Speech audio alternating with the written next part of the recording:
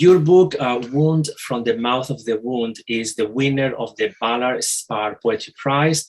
It was published in 2020 and has been very well received. There are great reviews, a lot of interviews with you.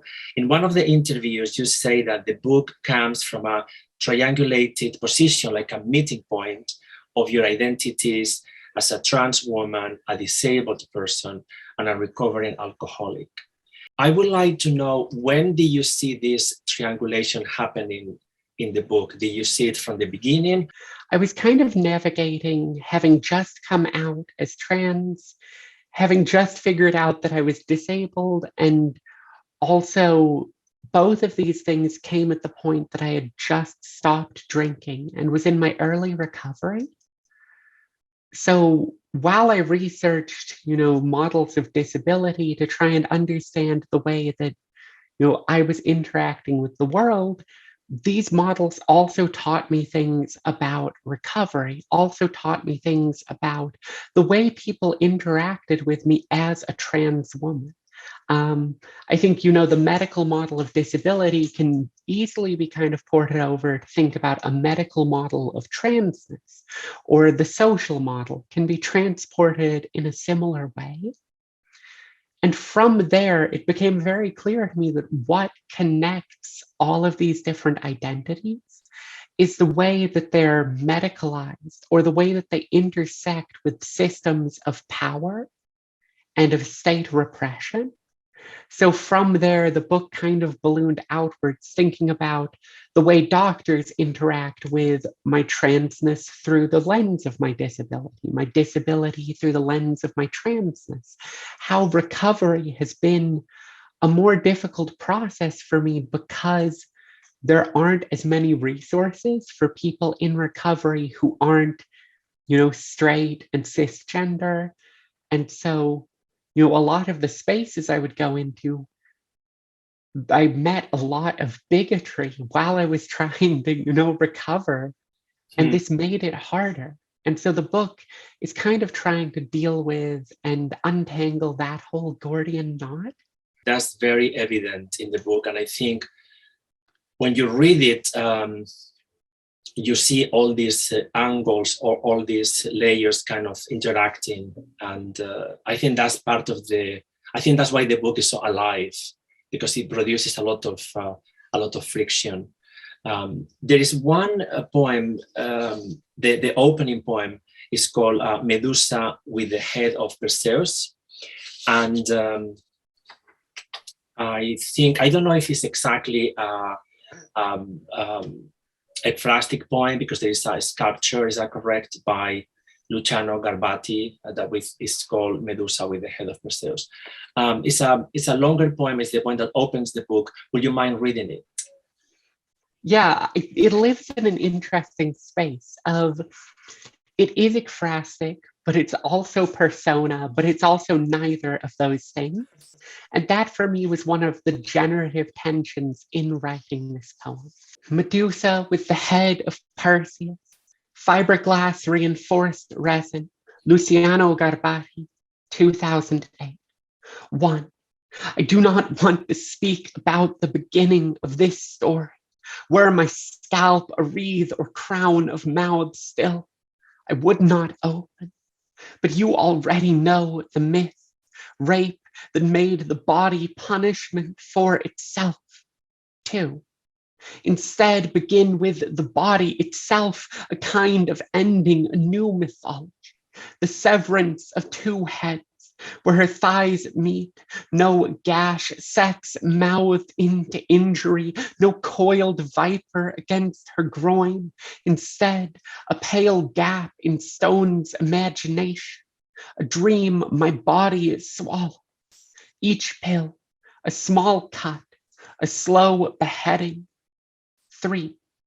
My mother says her first crime was beauty, that my father's was how he imagined himself, a god.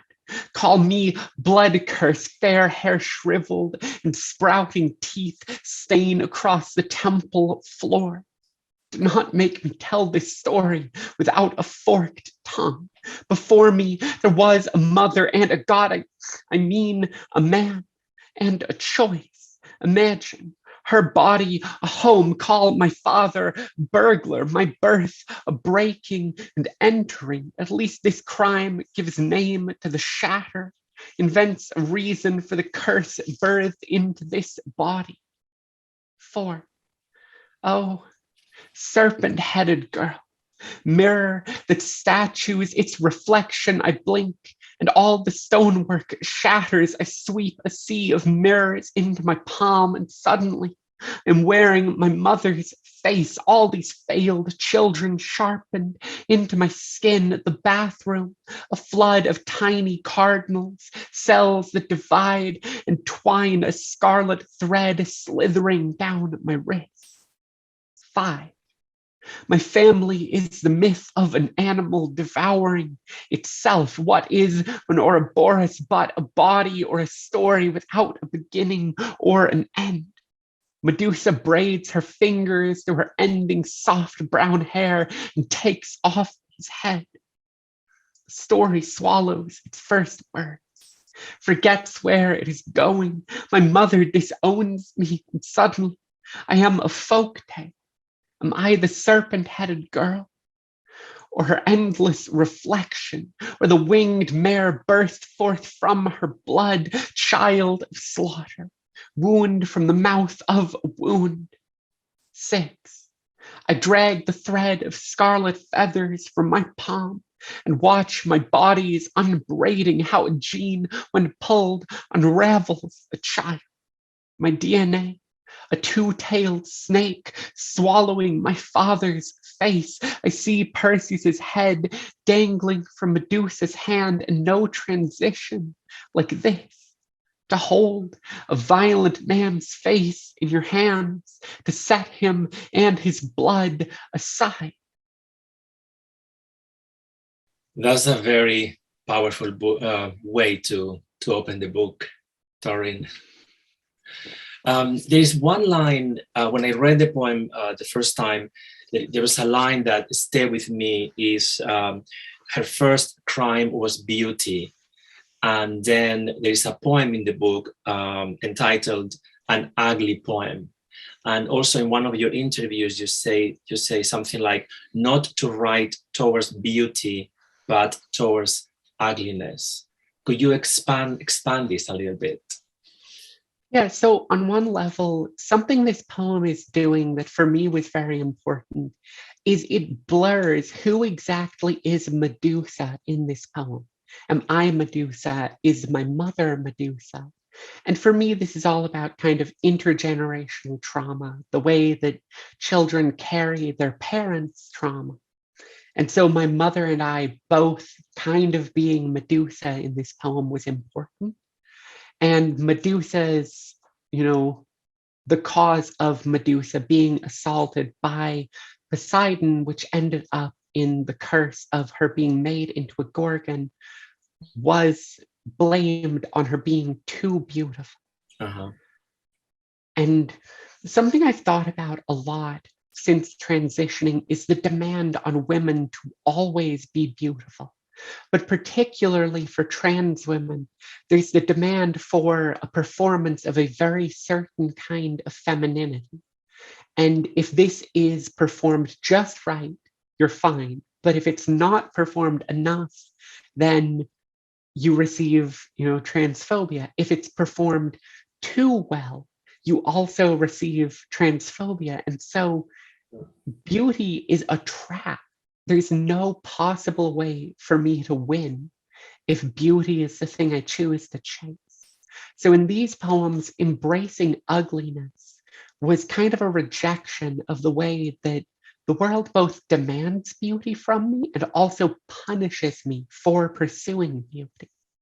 Something else I want to mention about this opening poem, Medusa with the head of Perseus, is that the word body appears 5 times. And in the whole manuscript, the word body appears 111 times. I didn't count them. You did, and you shared that information in one of your interviews. So this is maybe like an abstract question, but what did you learn about the body in the process of writing the book? And when I say body, I mean the way the body is perceived, the way the body is constructed in the process of writing the book. Yeah, I think it was right at the time that I was writing this book was a moment where in kind of the poetry world, especially online, especially in like the sphere of Twitter, there was so much discourse around poets talking about the body, and specifically the abstraction of the body, not even taking ownership of like my body. But I kept coming back to this idea that one, it's inescapable for me to talk about my body as someone who is trans, as someone who is disabled, as someone who so much of how I interact with the world is through my body and how other people perceive it. But the other thing was even in the language of poetry, right? We can't escape bodiedness. You know, we often talk about the way something feels, tactility. We talk about images in a poem.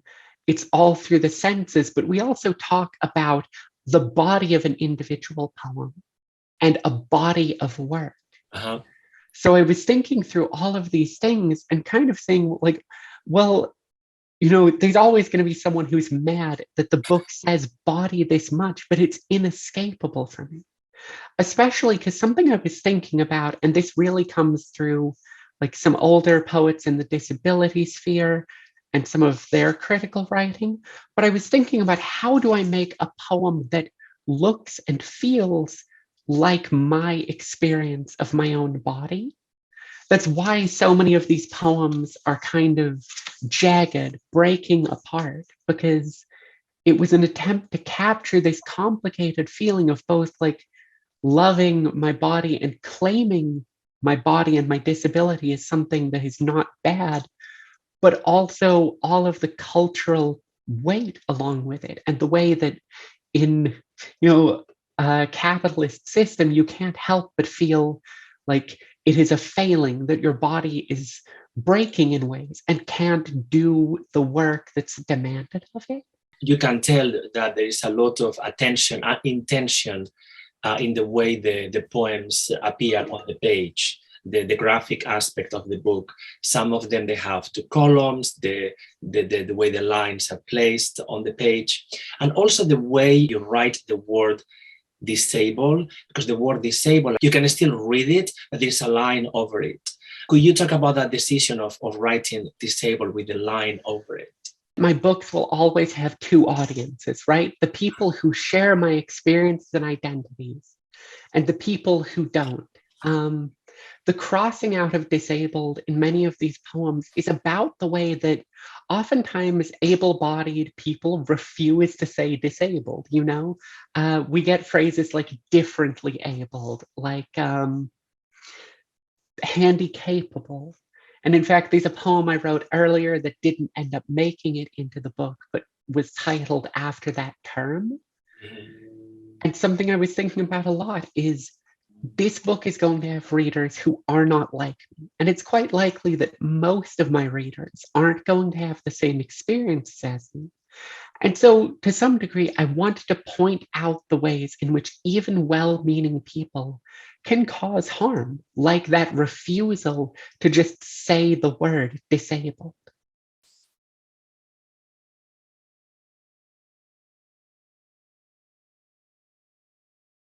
Consider these parallel histories.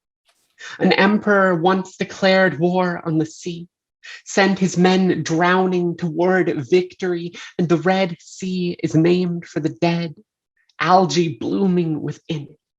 Can you tell me the difference? Maybe I too am red for all the slaughter carried within me. Bastard child of water, lake swelled with rotting fish, what are you searching for when you drag me from? Your vein a riverbed dredged of impossible children, cells tested for the echo of your mother's name. Once you were carried in your mother, her belly a lake, if the child before you and all those after it sunk, are you the blood or the water?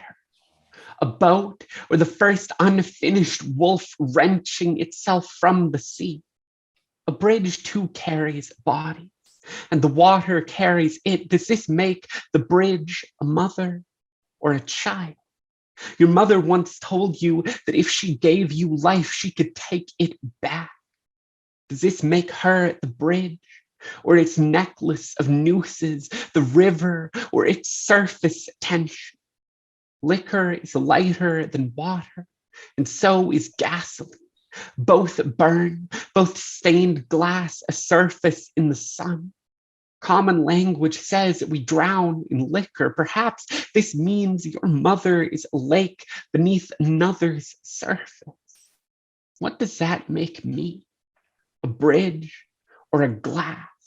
Your mother's mother? Sometimes I worry that you've forgotten me, dry and sober as a boat, your survival matter of surface tension. Maybe you believe that you are the bridge, suspended above all your dead. Don't forget, everything arose. A canyon is just a river's bastard child bruised deep in the dirt. All of man's inventions topple. Each bridge's arches bullied down to cliche rust. Another history blooming, the water red.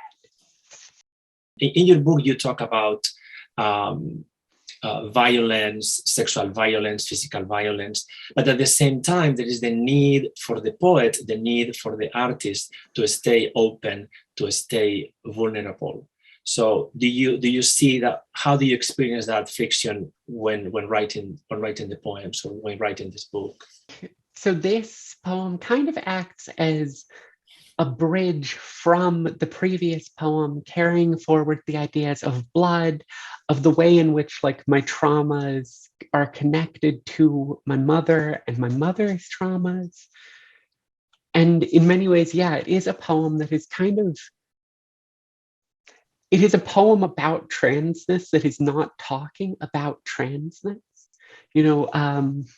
Both of the phlebotomy poems are very much kind of about this act of having my blood drawn and having my blood then analyzed because I have to get my hormone levels checked. And so they're poems in which like my blood is literally in this poem being analyzed. Mm-hmm. And so I'm attempting an analysis of my own blood as a source of history. Which I think that the second phlebotomy poem kind of acts as an escape. The first poem is looking at all of these histories. The second is saying, there are these scars on my arms left from the needles, and this is a marker that I am getting to move past the violence that I've experienced. So I think you really did kind of identify this movement in the book of kind of attempting to let go of the pains and the traumas that the book focuses largely on. There is one poem that I remember when I was reading the book, the title was very, I don't know what I say attractive, but the poem really rattled me. It says, in a dream where I wake up in my physics class naked. And the poem presents, I think, many scenarios, like the dream level, the reality level, the science level, and again, the body level. So this is one of the poems I also wanted you to read, if you don't mind. I like that it's the title that attracted to you this, because it's a poem that is very much meant to trick a reader. And the very first couplet subverts this, because when I, announce a title like this, everyone's expectation is for this to be a poem about transness and about the way my body is looked at. And for once in this book, it's not. In some of your interviews, you talk about the importance of titles. Like, don't underestimate the importance of titles in your poems. In the dream where I wake up in my physics class naked, the most surprising thing is how, for once, my naked body is not the most brutal science in the room. The teacher is giving a lecture on spring mechanics, and all of the softest examples fill his mouth: trampoline, pogo stick, pinball machine. He asks the class for more examples, and all I can think of is the helix of wire buried in the cabinet drawer from when we unloaded the barrel of my father's throat. And no one is answering. So I say, a bow and arrow, the trigger of a gun, the way skin rebounds after a father's face. I would like you to talk about your plans, if you have any projects, that you are working on. Yeah, so I'm currently finishing up my second collection, which is the thesis for my MFA program, a book titled Deed.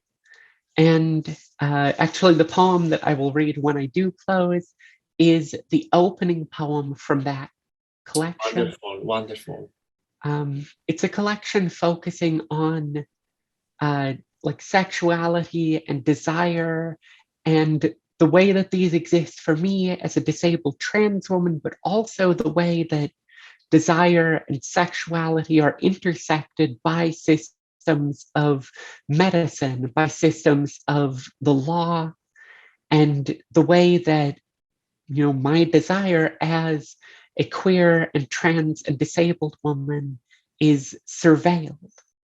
When you look at yourself as a poet now, finishing this collection, Deed, and when you think of yourself writing your first book, do you see what was the biggest difference, or is the same poet, or what's the biggest difference between these two poets?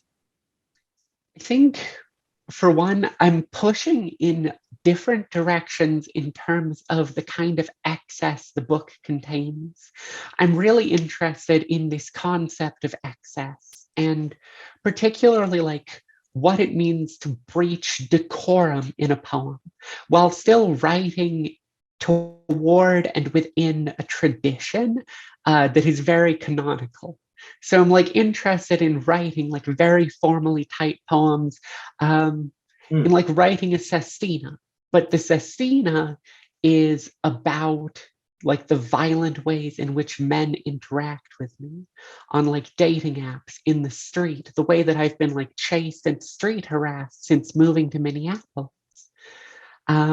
And so kind of seeing where I can push the content within more received and traditional formal approaches versus very kind of inventive and like broken apart formal moves, like in the first book. I also think the first book leaves a lot of questions. It's not a book that's interested in kind of closing things. And I think that the second book, in many ways, is interested in kind of answering some of the questions left at the end of Wound from the Mouth of a Wound. So I think of them as like sisters. And once these two are done, wherever I go next, whatever the third book is, I think it's going to be a bigger departure, just a chance to do something new. Well, all the best with your new book. All the best. Okay, so I would like you to close with a poem that you have selected, and as you said, is the opening poem of the new manuscript. So this poem was selected as winner of the 9th Letter Literary Award, and so it was recently published in 9th Letter. And the title is drawn from a term originally coming from like Craigslist personals. Oh, but now is kind of reclaimed by the trans community. T for T, meaning like trans person looking for another trans person. And has been reclaimed as a term for like trans people interested in dating and creating relationships with other trans people. T for T. There is no known root for how the word come came to mean what it does. But imagine if you could stitch a lineage back to the Latin come, meaning to step, hence movement, hence a destination, the body moving, perhaps dancing toward a kind of end, vanishing point of flesh, trembling, tongue-fucked, apocalyptic. Apocalypsis, a veil shifted, what awaits beneath. A rose by any other given name could still draw blood if it wanted. But shit, turns out there is no emoji for a rubber dick sat heavy on the tongue. Go figure. I can still feel it twitch, hold you in my mouth, spit slick apocrypha, sweet faggot magic, the way we speak organs out of their Christian names, lick cock to clit, bruise breast to flattened chest, bury knuckles inside a wet new anatomy. Sucked finger shudder, lust hot alchemy, holy, how even air becomes wind when moving, holy, how you fuck me by my one unburied name. And when I tell you how beautiful you are, you riot laughter, kiss me and call me a dyke. Your smile arrives, day bright, unburdens the slur of all its blood. thank you, Torrin, for your time and for your talent, and all the best with your new projects. Thank you so much for having me.